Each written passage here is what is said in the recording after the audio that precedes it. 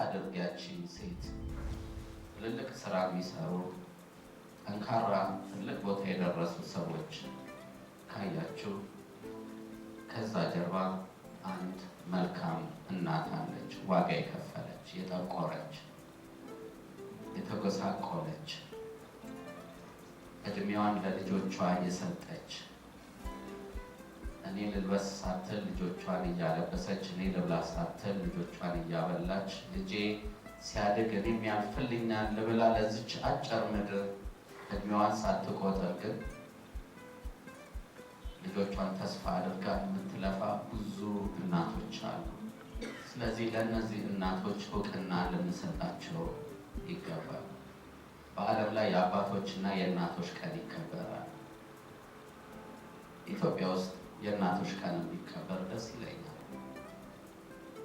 አበባ መስጠት እወድሻለሁ፣ እንደዚህ ጥሩ ነው። ግን ማንም እናት ብትሆን ትልቅ ኃላፊነት ወስዳ ትልልቅ ቦታ ያደረሰች ያቺ እናት አለች።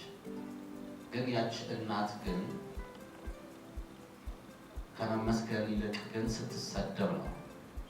የሴት ልጅ ሴት ያሳደገው ባለጌ፣ ያንንም ጫና ተቋቁማ ደግሞ ልጄ የሴት ልጅ እንዳይባል ብላ ልጇን እምቃጋ እንደ ወጣት እንደ ልጅ እንዳይቦርቅ እንዳይጫወት ጎረቤት እንዳይሄድ ሜዳ ሄዶ ከኩዮቹ ጋር ኳስ እንዳይጫወት አንድ እናትና አባት የሚያሳድጉት ልጅ መንገድ ላይ ሊቀመጥና አንድ እናት የምታሳድገው ልጅ መንገድ ላይ ተቀምጦ ቢታይ ድሮ እኔ ባደግኩበት ጊዜ እሱ ተቆጣጣሪ እኮ ስለሌለው ነው። ያው እዛው መንገድ ላይ ሴት ልጅ ነው ይባላል። አባቴ ወታደር ነው፣ ሞተ። ምን ታታደርገኝ ናት?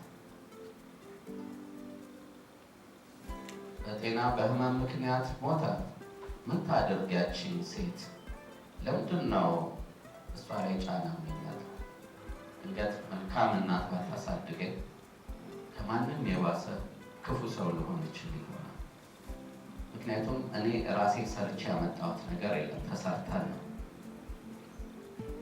ስለዚህ ብዙ ጊዜ በወጣቶች ላይ መፍረድ የለብንም። ማነው እንዴት አደገ ነው። ስለዚህ እኔ ሳልሆን እናቴ መመስገን ስላለባት በእናቴ ስም አንድ ፕሮጀክት ኖሮ ይህንን በየዓመቱ እንድንሸልም ያዘጋጀ ነው። ቢያንስ አንደርሰውም፣ ግን እንጀምረው፣ እንደ አገር እንጀምረው። በአደባባይ ታንኪው እንበላቸው፣ እናመስግናቸው።